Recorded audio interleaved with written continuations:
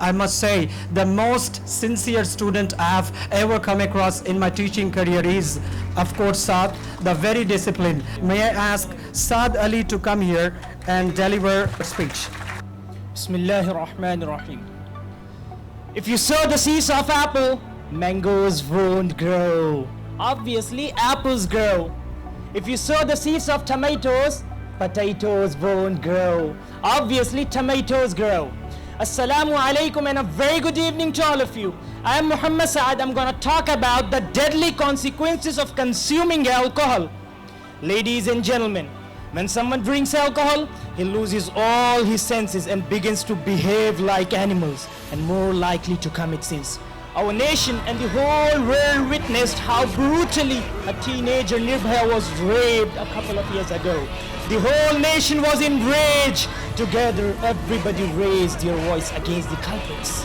People from all regions and religions prayed for her recovery. The government even came up with an act naming it after that girl as Nirbhaya Act. It's a good initiative. It's really appreciative. But has government taken measures to stop such heinous crimes? Has government ever thought to know why men are indulged in committing such crimes? Ladies and gentlemen, it was recently published in the leading newspaper that in Uttar Pradesh a young girl was killed. Her father lodged a complaint at the nearby police station that his daughter was kidnapped, raped and killed. Police investigation revealed it later that it was her father who committed that heinous crime. A big salute to the police department that they succeeded in knowing who the real culprit was. But how about the government? Did they try to know how it all happened? Police, however, confirmed that the father was going to his village on a two-wheeler with his daughter. He stopped at a wine shop, he consumed alcohol and proceeded his journey. On the way to his village, he lost his control and he stopped in an isolated place to rape his own daughter and later killed her to escape from being blamed and punished. Consuming alcohol let that father commit two sins. Firstly, he raped his own daughter and then squeezed her neck to death. And the group of people who brutally raped Nirbhaya were also reported to be in a state of intoxication and totally drunk.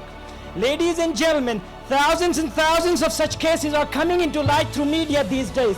But the government has no solution to this problem. The very good solution is to ban alcohol totally in India, as alcohol is the root cause of many problems. I would like to bring light upon the deadly consequences of consuming alcohol. When a common man drinks, he starts troubling and torturing his wife. He does not care his children and shows no interest in raising and educating them. He begins to develop relations with women. He wastes money on discourse and other bad activities. He gradually loses his wealth and goes in debt. He loses his health and worsens his career and will have no money for his treatment. He loses all his senses and commits heinous crimes. I have a question for all the chief ministers and the Prime Minister of India, that what religious book do they follow?